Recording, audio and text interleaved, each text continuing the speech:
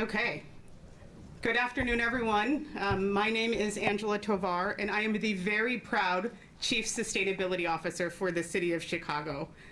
I'm thrilled to be here with you all today at the Chicago Urban League in our Bronzeville community. And I want to begin by acknowledging the leadership in the room, including our Mayor, Lori E. Lightfoot, and our Governor, J.B. Pritzker. I also want to acknowledge our elected officials, our city leaders, our labor leaders, our advocates and community leaders who strive every day to move us toward a more just and equitable climate future for the City of Chicago. And of course, I would like to thank our gracious host, President and CEO of Chicago Urban League, Karen Freeman Wilson, who has opened up her doors to us today. In 2021, on Earth Day, I joined the mayor to announce the Green Recovery Agenda, to outline a suite of strategies aimed at mitigating climate change, reducing our reliance on fossil fuels, and building economic prosperity for all Chicagoans. In 2022, also on Earth Day, we released the Climate Action Plan, a major milestone of the Green Recovery Agenda, and a strategic road to identify renewables and actions to drastically reduce our greenhouse gas emissions by an interim goal of 62% by 2040, while driving equitable co-benefits that our communities need now more than ever. So I join the mayor and the governor once again to celebrate another major milestone in the Green Recovery Agenda. This is an exciting moment in our city's history, especially as we have alignment from all levels of government, city, state, and from yesterday's historic vote in the Senate, soon, to invest in climate infrastructure, to invest in the health and resiliency of our communities, and to accelerate a just transition to a green economy. With that said, I will turn it over to Karen, who is not only an incredible leader who is training the green jobs workforce of the future, she is leading by investing in renewable energy generation right here in this facility, making it the largest solar installation in Chicago. Please give a warm welcome to Karen Freeman Wilson.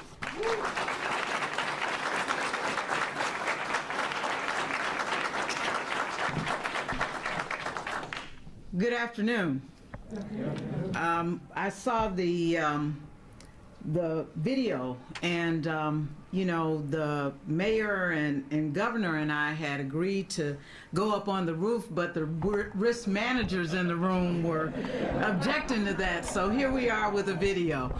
But it is my distinct honor and privilege to welcome Mayor Lightfoot, Governor Pritzker, all of the elected officials, all of our friends in the public and private sector to the Chicago Urban League. On behalf of our board of directors, chaired by Suzette McKinney, and our entire team, we are honored to have you here to talk about something that is near and dear to our hearts. I also want to thank Governor Pritzker and Mayor Lightfoot for your leadership in the sustainability space.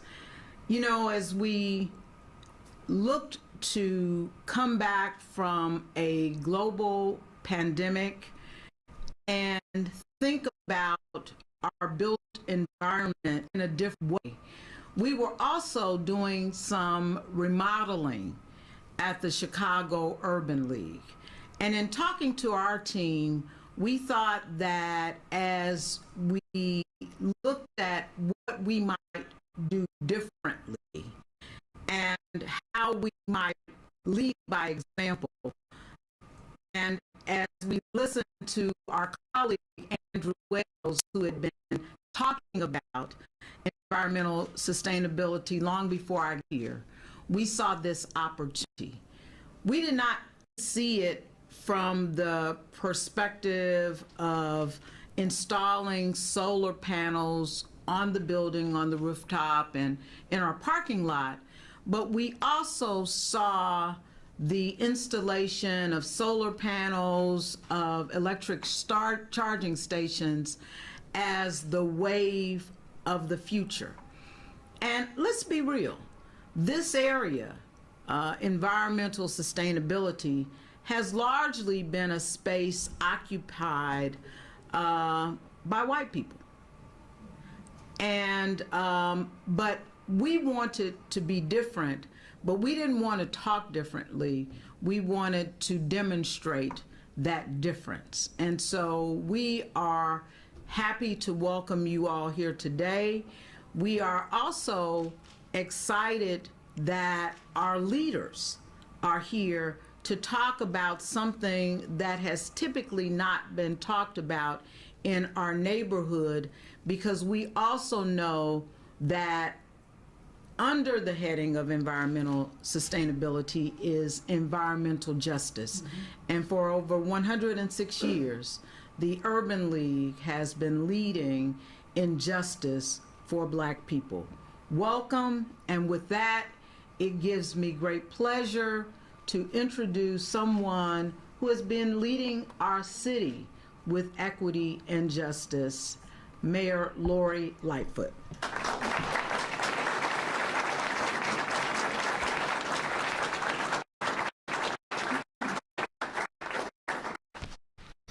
Thank you, Karen. Wow, I hadn't seen the entire room when I walked in, so welcome everyone. First, let me just say thank you to Karen. Thank you not only for your leadership, but also thank you for your personal friendship and counsel and partnership in making sure that we continue to make good on our commitment to equity and inclusion. So good afternoon, everyone, and thank you all for being here. We're here to announce an important and exciting step forward in our citywide fight against climate change. And I'm so honored that our governor has joined us for this announcement. My friend and great advocate for Chicago and Springfield, Illinois House Assistant House Majority Leader Marcus Evans, Alderman George Cardenas, the chair of the City Council Committee on Environmental Protection and Energy, Constellation Executive Vice President Kenny Barone, and Senior Vice President Dan Verbeck, Swift current Energy President Matt Birchby, and also I want to acknowledge the city team that was so instrumental in being and putting this together, led by AIS Acting Commissioner Sandra Blakemore. And I also want to acknowledge Alderman Scott Wagesback, Alderman Daniel Espada, two people who really occupy, I think, an important space in making sure that we're doing the right thing for the environment. And of course, I also want to acknowledge and recognize State Representative Will Davis, who joins us here today. There's a reason why you have so many government and civic leaders here for this announcement. Making sure that we do the right thing to address climate change, which is real and is happening. And we can see demonstrations of it not only here in Chicago, but across the country. We all have to be all in to make this a priority for us and for our residents. Today marks an historic moment in our city's obligation to combat climate change with concrete, tangible steps towards a renewable future. To get there requires all of us to set and implement bold, equitable climate goals, all necessary at all levels of government, but especially at the city level. And I'll say it, while the state and the city were doing our part, we welcome our partners in the federal government to this fight for climate change. And as mayor of one of America's most large and diverse cities, I know how important it is for us to address climate concerns of our residents and create more resilient, healthy, safe, and equitable communities. Chicago in particular has been a global leader in a climate crisis really going to 2008, having become the first major U.S. city to develop a comprehensive climate action plan. And more than a decade later, my administration has continued to build upon this reputation by having made an investment of $188 million sanctioned by the City Council, investments in our Chicago Recovery Plan and climate and environmental justice initiatives. Things like making sure that we address climate mitigation, adaptation, and environmental priorities. And on top of this, we recently, as you heard from Angela, released the 2022 Climate Action Plan on Earth Day this year. This strategic document outlines updated goals and specific actions city departments and sister agencies will undertake in coordination with community partners, institutions, civic leaders, and residents. Because it can't just be about government. Although we have an important role to play, each of us needs to step up and do our part. We must work as hard as we possibly can to mitigate the disaster effects of climate change, which we see manifest almost every single day across the country and across the world.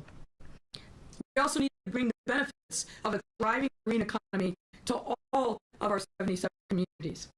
The 2022 Climate Action Plan deepens our city's longstanding commitment to climate action and sets a goal of reducing emissions in Chicago by 60% by 2040. To maintain our momentum toward a just and equitable climate future, there must be measured and consistent support towards our ambitious goals over time.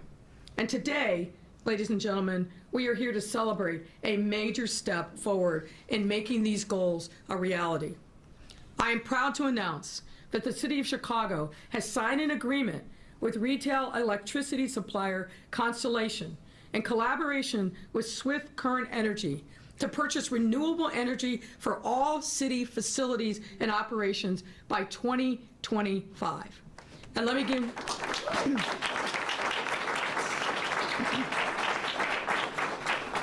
give you some of the details.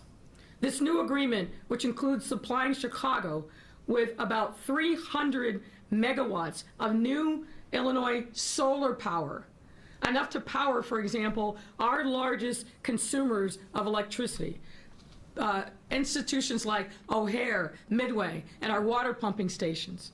It allows us to achieve our citywide goal of transitioning all city operations to 100% renewable by 2025.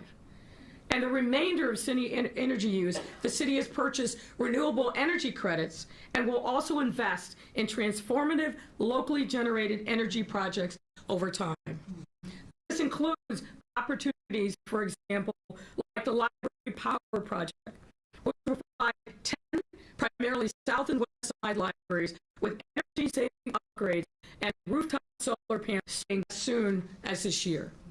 The 2022 Climate Action Plan was developed here in Chicago with elected officials, including many of those who are here with us today, advocates across the state massively and pass CEJA, the Climate and Equitable Jobs Act.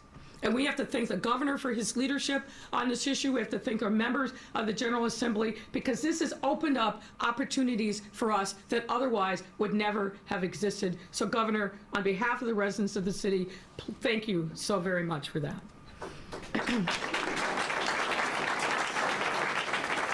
and folks, you should know that CEJA has now become internationally lauded piece of legislation because explicit attention towards equity and climate justice. Using this as a guide, we expect that the new solar farm powering our biggest energy uses will be built in alignment with CEJA's equity and labor expectations for large renewable developments. And that means that at least 10% of the labor force will be equitably eligible. Prevailing wage will be paid, and a project labor agreement with our labor unions will be put in place, thus making this major project a leader in activating the provisions outlined in CEJA. And you can clap for that, too.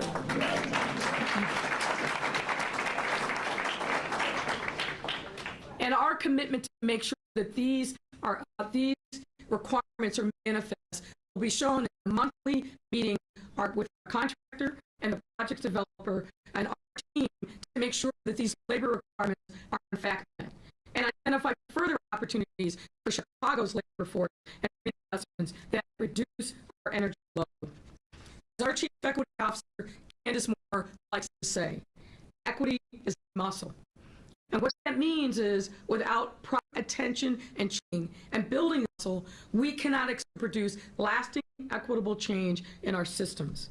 That is why, in addition to the aforementioned labor commitment, we required that community benefits be weighted equally with pricing in the scoring of RFP responses. That means that all applicants were required to outline a detailed commitment to delivering local benefits back to Chicago's communities. This renewables project is one of the first of its kind to have these kind of requirements in it, and will allow us to operationalize equity from the start to finish. Constellation, in collaboration with Swift Current Energy, had made financial commitments under the agreement to help funding job training, apprenticeships, educational, and other programs in Chicago that focus on development of a diverse, clean energy, and sustainably focused workforce. So imagine, folks, internships, apprenticeships, down on site that provide opportunities for our residents to get into the green economy and learn this business from the inside out. That's the vision that I see, and I'm happy to partner with Constellation and with Current to make sure that becomes a reality for our residents. That is how we leverage our buying power to change the energy market for the better, as well as ensure that our residents are able to take part in the green economy that we are building here in the city of Chicago. I'm also thrilled that this announcement comes on the cusp of the enactment of the Inflation Reduction Act, which passed the Senate yesterday. I'm told will be passed by the House later and on the President's desk within 2 weeks. I'd like to congratulate President Biden and Senate Democrats, and particularly Vice President Harris, for casting the deciding vote. This bill takes a historic step in protecting our climate and shows a vote of confidence in renewables. There's lots of different elements of this, but it's timely that we're here today when this passage happened just yesterday. Chicago is truly leading the way, and now with robust backing from all levels of government. I want to thank each and every one of the staff members, advocates, partners, elected officials, and other stakeholders who made today's announcement possible, and remain committed to ensuring Chicago's equitable climate leadership continues to produce equitable outcomes for our residents. In order to fully address and overcome the threats that climate change poses to our city, and really our region and our state and our world, we have to be all in this together.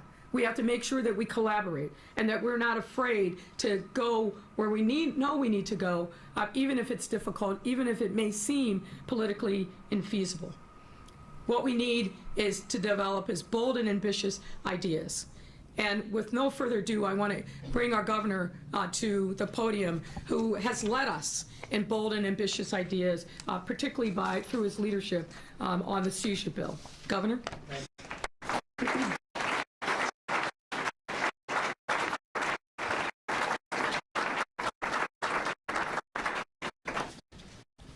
Thank you so much for that very kind introduction, and I do want to congratulate the Congress and the President, of course, for the work that's been done to pass the Inflation Reduction Act. It really will make an enormous difference, especially on the topic that we're here to discuss today.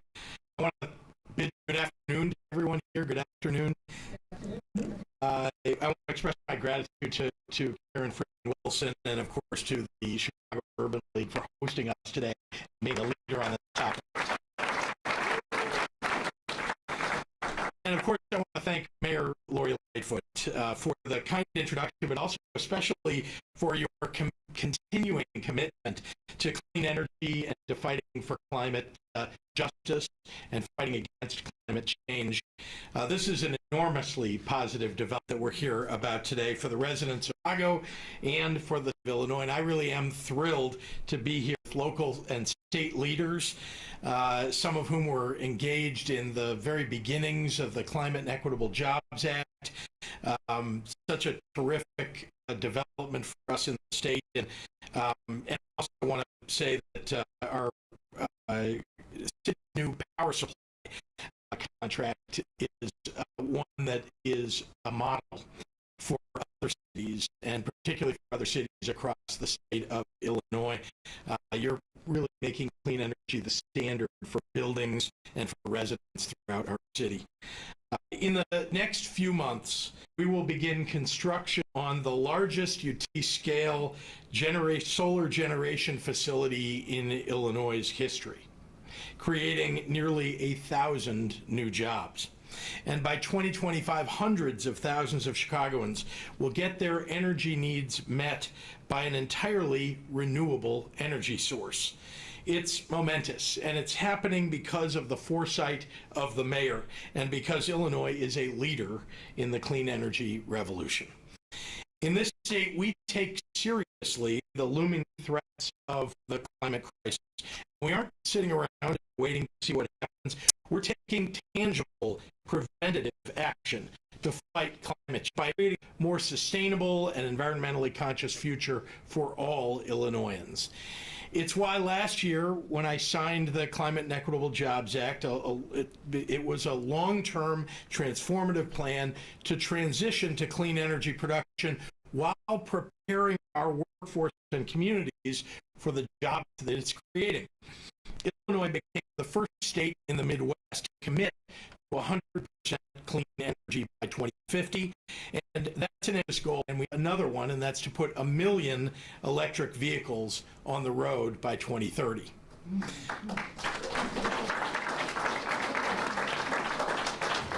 And we're building our own Illinois-based EV industry by incentivizing EV producers and charging station manufacturers and parts suppliers to build new facilities and jobs in our state. But our commitment to clean energy and fighting climate change doesn't stop there. In 2019, we joined the U.S. Climate Alliance and implemented policies that advance the goals of the Paris Agreement. And our Illinois Department of Natural Resources is moving forward with a $73 million project to protect our shoreline against wave erosion, safeguarding our communities, our abundant fresh water, and its aquatic inhabitants.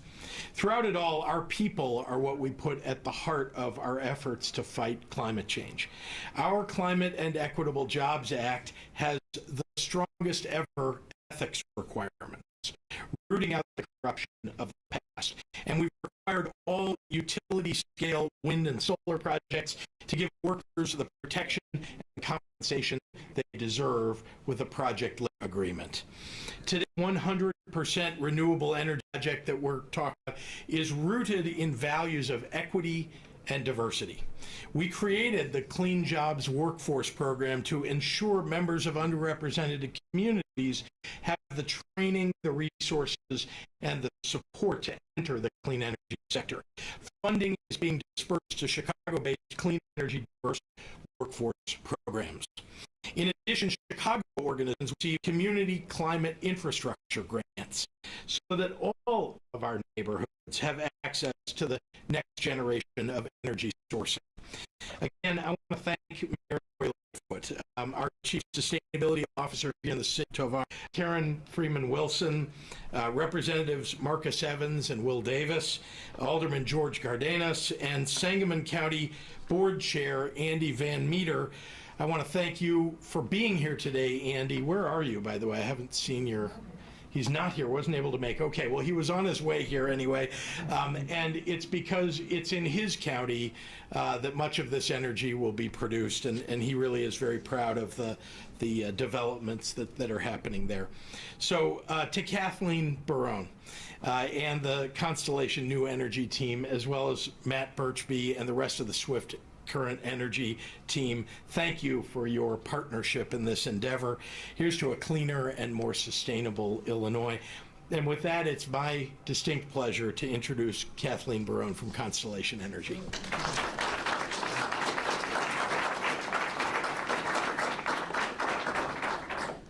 Thank you, Governor Pritzker, and thank you for your leadership on clean energy and in the fight against the climate crisis. Congratulations to Mayor Lightfoot for launching this procurement and bringing this project to life for Illinois and for all the people of Chicago. As the largest producer of clean energy in the United States, Constellation is proud to partner with the mayor and the city on this landmark agreement, which will enable the city to take a giant step forward in achieving the sustainability goals you heard about this morning. Now, this project is a real-life example of what happens when elected officials use market signals to set the bar high. In this procurement, the mayor said, we want clean energy, we want it to be affordable, and we want it to create jobs and opportunities for all of our people. And at Constellation, we were happy to use our experience making and selling clean energy to bring the city a proposal that does just that. And we're proud that the project will not only make a lasting impact in the fight against climate change, but do so in a way that ensures people in underserved communities will benefit from the transition to a carbon-free economy. That's because under this agreement, Constellation will provide $500,000 to fund sustainability job training programs that will build a diverse workforce that will meet the equity vision of CEJA.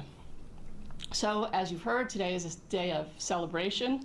A lot of folks talk about achieving emission reduction goals, but the mayor, her team, the city council, they don't just talk, they did the work.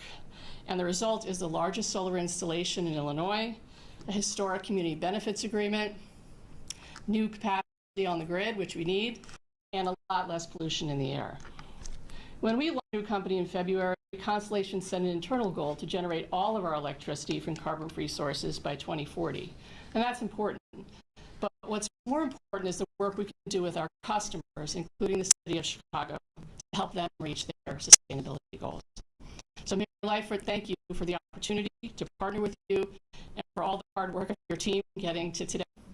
And with that, I'd like to invite Birchby, the president of Current Energy, to the podium.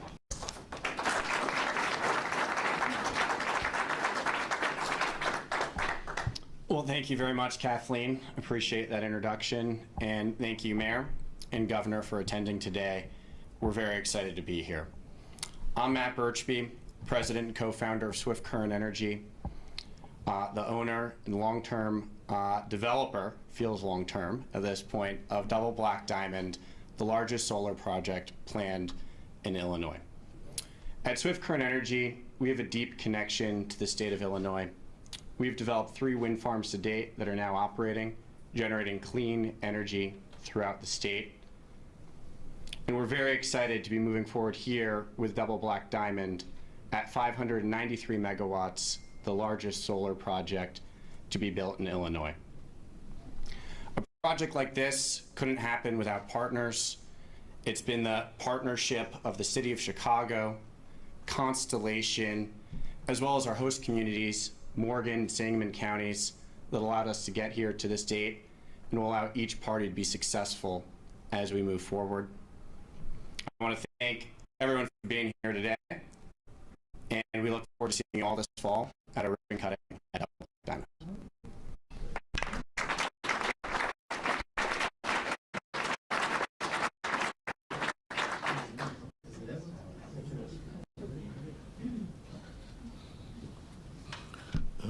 I'm Marcus Evans, Assistant Majority Leader in the House, and I had the pleasure to chief sponsor this piece of legislation, this aggressive legislation, this historic legislation, this legislation that was birthed by so many of you all here. I see Jim Wallen in the back. Of course, I'm going to shout out my good friend who I sat in rooms with for many, many hours, Deputy Governor Christian Mitchell, Speaker Welsh, of course, who took the ideas of Governor Pritzker, these very, very crazy ideas. And we're going to do all of this stuff, equity, we're going to do clean energy, and we're going to put in a package, and we did that, and it was passed by the House, again, under the leadership of Emmanuel Chris Welsh, Senate President Don Harmer, my legislative leaders and colleagues. We passed this legislation. We sent it all throughout our towns and cities across the state of Illinois, and we said, we have something good, do something with this. And me being a resident of the city of Chicago, South Side, 8th Ward community, Avalon Park, the question is, what will the leadership of the city of Chicago do with this great thing that we did, that was birthed from Governor Pritzker, that was pushed through the General Assembly? What are you going to do with it? And to be here in the Urban League as a black young man on the south side of Chicago, and to see that our mayor, Mayor Lightfoot, is going to take this package that we sent, these great ideas, and she's going to execute, and she's going to ensure that my community can feel this. We're going to spell the clean air, but we're going to enjoy the economic opportunity, the job. We're going to feel it. She's going to execute, because that's what great leaders do. They don't just talk, they execute. These 2 individuals are executors, and they're making it happen. So I'm so proud of being a young black man, and thank you, Ken, for all your work here. Urban League, walk down these streets as a young man when my family lived in the housing projects, and I know what this place means and what's going to happen. So again, just such a joy and such a pleasure to play a role. I played a small role, but it was a critical role. I had a great time. Thank you to all the advocates. You are the future.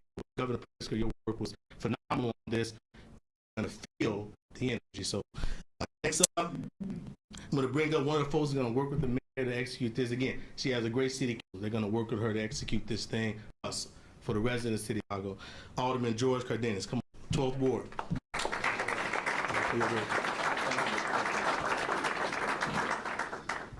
I'm just here to say thanks to obviously our top leaders here in the state, Governor Pritzker with his leadership on passing CGen creation, working with obviously Constellation Energy. Mayor, you've been working on environmental policy since you got here. People don't see the benefits, they don't see the return on all that energy, but she's been making it happen, not just today, not just on this new grid, and there's new policy and procurement and how to get new diversification of energy to our city. Procuring energy is not something that people understand immediately. I also want to give thanks to my colleagues in the City Council, Alderman Wagaspak for being here, Alderman Laspada, who is a champion, obviously, of renewables, a champion of environmental policy. I am so ruled by this efforts today, Governor. We had our doubts in the state when things were wobbling, just because things were tough. But you did the right thing.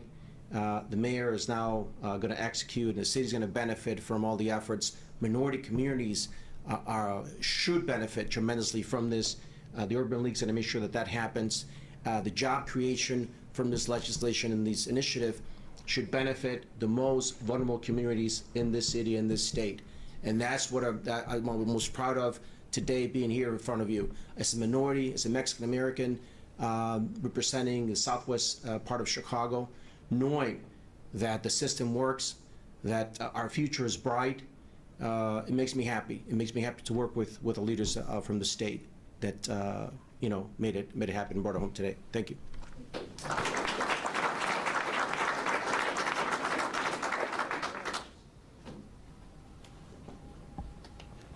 Okay, let's give one more round of applause to our governor, to our mayor, to our leaders. If the project team can quickly wave, thank you very much for all of your efforts. This concludes our speaking agenda here, and I'd like to invite Mayor Lightfoot, Governor Pritzker, I'd like to invite up Swift Current Energy, Kathleen Barone from Constellation, as well as Acting Commissioner Sandra Blakemore for Q&A. Thanks, Angel. All right. Hey, Jeremy, give me a second. And we're going to kick it off with 2 questions per reporter. Ash and I will bring down the mic, and then any on-topic questions. All right, let's kick it off with Tamon Bradley. Go ahead, Tamon. 2 questions for Governor Pritzker. Eli Lilly says it's concerned Indiana's new abortion law will hinder its ability to attract new talent. How will you go about trying to get business from Eli Lilly and other companies that may be worried about the new abortion ban in Indiana? Well, already I've reached out to companies that are affected in Indiana. I want to make sure that they know that they're welcome in Illinois, and expansion that they may be looking to do. That we welcome their employees.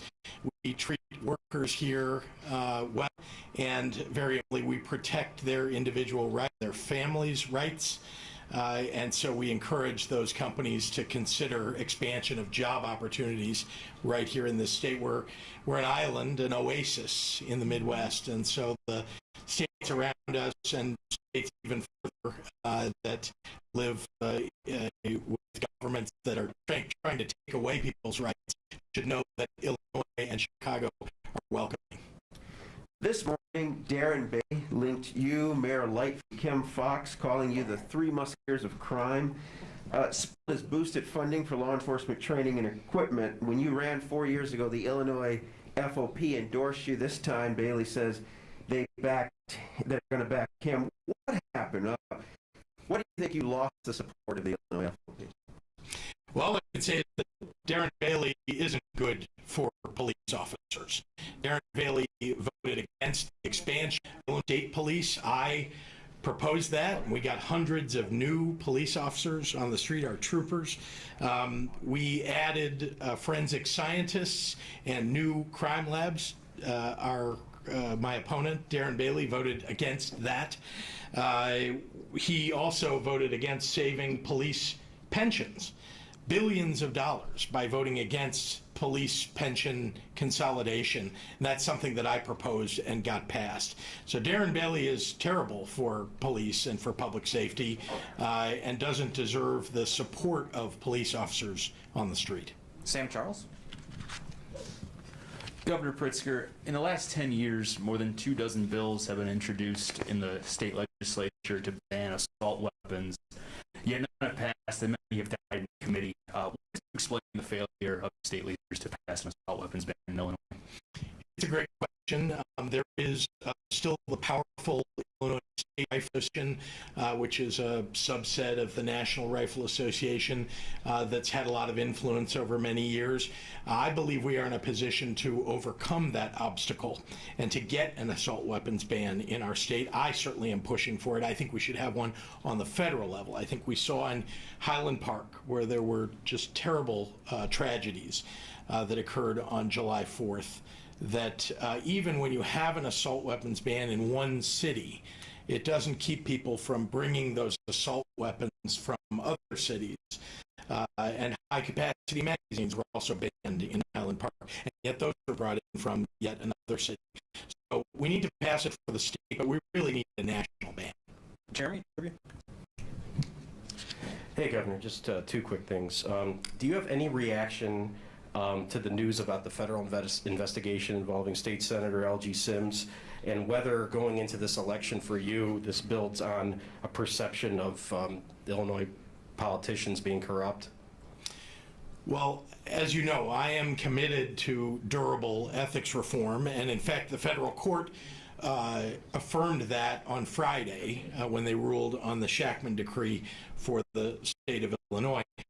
On this matter, I encourage authorities to act quickly and thoroughly, and to hold anyone accountable who should be held accountable. Okay. And forgive me if you've already addressed this with Mon's question, but with the Indiana abortion ban, I know you've spoken about this before in terms of Illinois being a welcoming spot for anyone from protecting women's rights. Protecting women's rights, yeah. Mm-hmm. What kind of impact do you think this is going to have volume-wise for women coming over the border from Indiana into Illinois? I think everybody expected Indiana to do what they're doing. Every state around us, unfortunately, has now banned or significantly, severely limited women's reproductive rights. And so we're doing as much as we can at the moment to help our existing clinics provide necessary procedures, but there's more that needs to be done. And of course, the House of Representatives having working groups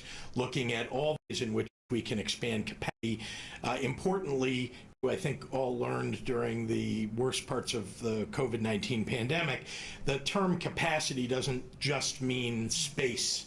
It means healthcare professionals. And so we want to make sure that Illinois allows, for example, advanced practice nurses to perform procedures, and also that we have the proper medical, pharmaceutical abortion that can be provided for people who might otherwise come into our state, but that might be able to get it through the mail in their home states.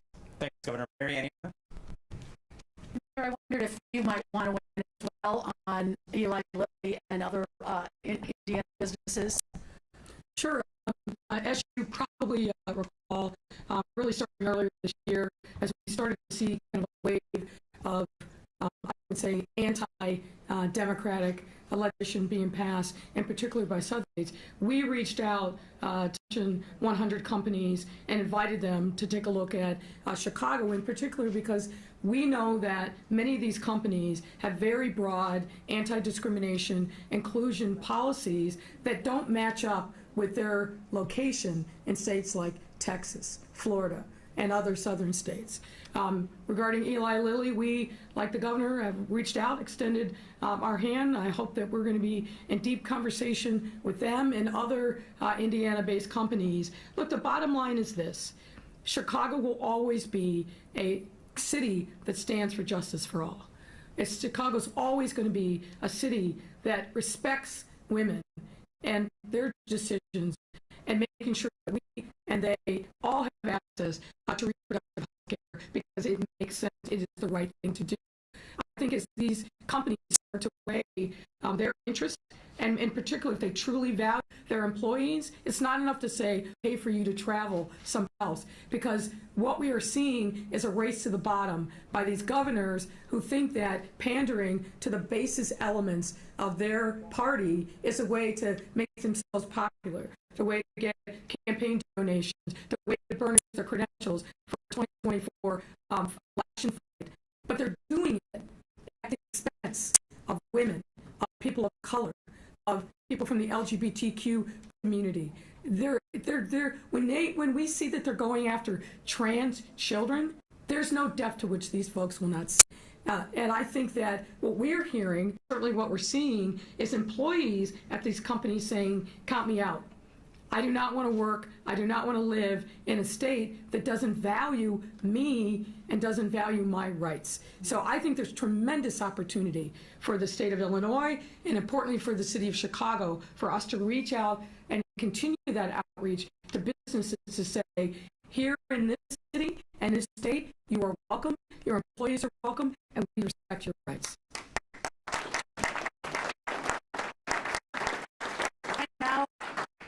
And now, a political question that might be a little, but have Alderman Sophia King, who is looking like she wants to run, may announce later this week, and perhaps Chuy Garcia, and maybe the governor would like to weigh in, since there are reports that the governor is interested in supporting him. What are you thinking about all of that? Not much. What do the residents of the city want me to do? They want me to do my job. They want me to focus on public safety. They want me to make sure that we are continuing to deliver on an equitable and inclusive recovery from the pandemic. That's what I'm focused on every day. The noise over here, over there, you know, it's a silly season, as I've been saying now for many, many months. Lots of folks are going to make noises. They like to see their names in print.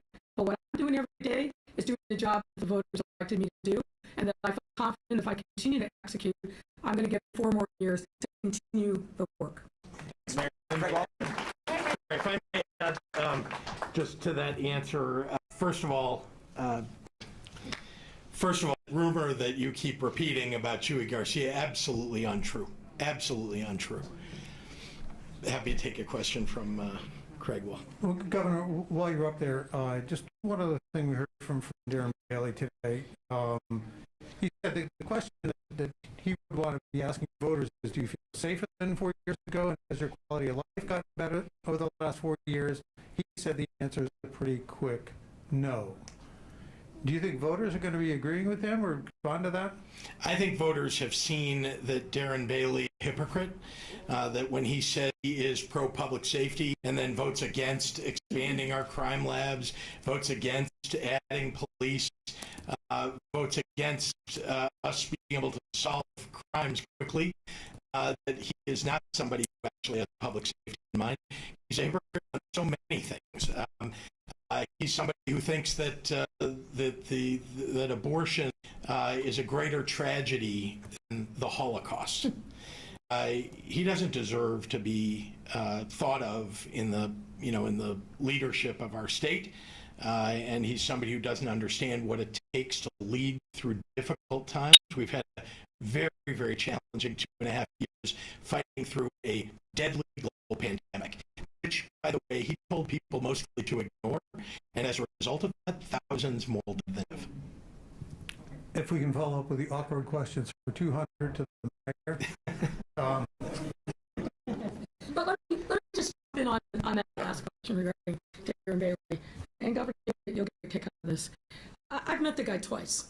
The first time was the first time that I was in Springfield as mayor. Came up with another gleeful little pack. They called themselves a successionist. And at that time, what they were advocating for, you remember this, right? They wanted to succeed from the state of Illinois.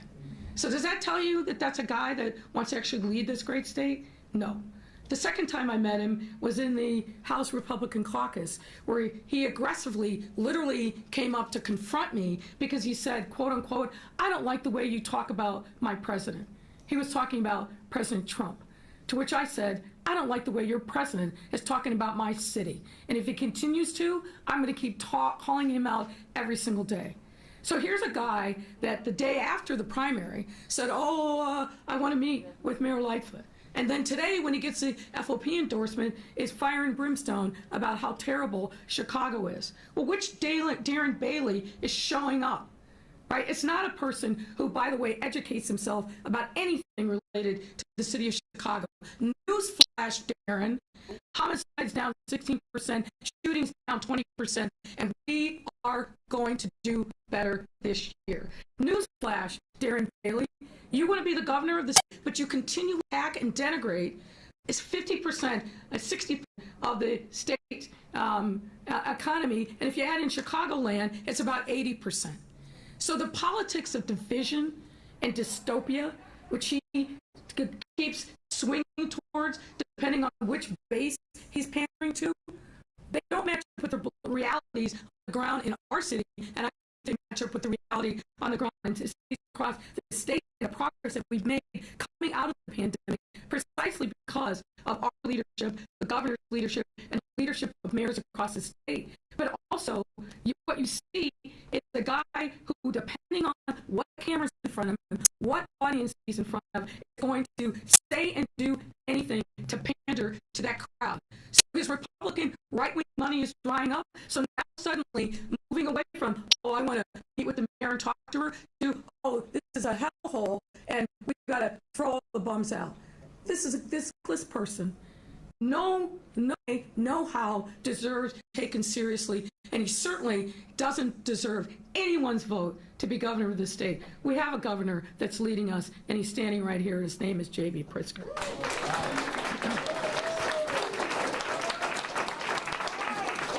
Well, I guess that sets me very up nicely for the question I was going to ask. Last week when you got the endorsement from Tammy Duckworth, the governor deferred, said he wanted to wait till after the November election.